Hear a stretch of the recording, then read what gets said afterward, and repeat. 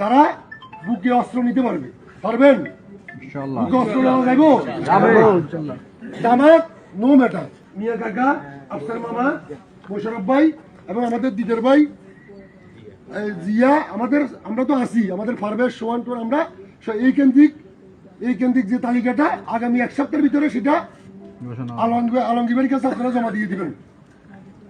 বিশ্বস্ত কর্মী এবং ইমানদার মানুষগুলো আমাদের লাগবে যারা বুকে অস্ত্র নিতে পারবে পারবেন বুকে অস্ত্র নেওয়া যাবে জামাত নো ম্যাটার ধর্মের রাজনীতি ধর্মের দোয়াজি রাজনীতি বিএনপি করে না।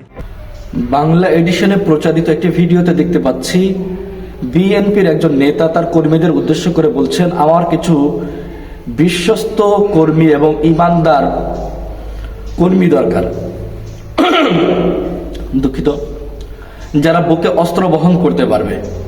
অর্থাৎ তিনি নির্বাচনকে কেন্দ্র করে অস্ত্র বহন করার ব্যাপারে তার কর্মীদের উদ্বুদ্ধ করছে যাতে করে সেন্টার দখল করা যায়। এবং তিনি বলছে জামাত ইসলাম নো ম্যাটার, অর্থাৎ জামাতকে গোনার সময় নেই, অস্ত্র রাখবেন সাথে, যে ঝামেলা করবে তাকেই দেখে নেবেন।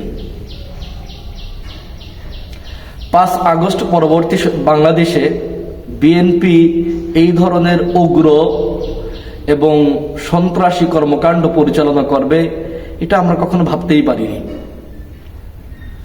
তবে বিএনপির উদ্দেশ্যে বলছি, আপনারা যত বেশি আস্ফালন করবেন, যত বেশি সন্ত্রাসী কর্মকাণ্ড করবেন, জামাত ইসলামের জন্য ততই মঙ্গল। কারণ দেশের মানুষ সচেতন, তারা এখন খুন খারাপি, রাহাজানি, ধর্ষণ, সন্ত্রাসী চায় না। যারাই এই কাজের নেতৃত্ব দিবে, যারাই সন্ত্রাসী কর্মকাণ্ডের নেতৃত্ব দিবে, দেশের মানুষ তাদেরকে প্রত্যাখ্যান করবে। দেশের মানুষকে প্রতিহত করা যায় না। আপনারা হাসিনার মতো এরকম পাওয়ারফুল হতে পারেন নাই, হাসিনার মতো বড় স্বৈরাচার হওয়া আপনাদের পক্ষে সম্ভব না, এটা আপনাদের বিশ্বাস করতে হবে। আপনারা যতই হুমকি ধামকি দেন, জামাত ইসলাম এতটা দুর্বল নয়। এখন এটিএম আজহারুল ইসলাম সাহেব বলেছেন, জামাত ইসলাম কারো উপর হামলা করবে না, অত্যাচার করবে না, কিন্তু জামাতের কোন কর্মীর গায়ে হাত তুলতে আসলে কারো 2টি হাত যাতে করে সঙ্গে নিয়ে ফিরতে না পারে। ভালো লেগেছে।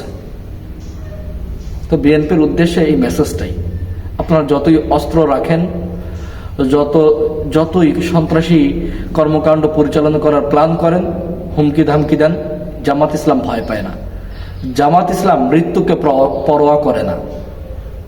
যদি জামাত ইসলাম মৃত্যুকে পরোয়া করত, তাহলে জামাত ইসলামের এতগুলো নেতা তারা কখনো ফাঁসির দড়ি গলায় ঝুলাত না। সো আপনাদেরকে সাবধান করছি, দেশের মানুষের কাছ থেকে বিচ্ছিন্ন হয়েন না। যদি রাজনীতি করতে চান তাহলে দেশের মানুষের আস্থা অর্জন করুন, সন্ত্রাসী কর্মকাণ্ড পরিহার করুন।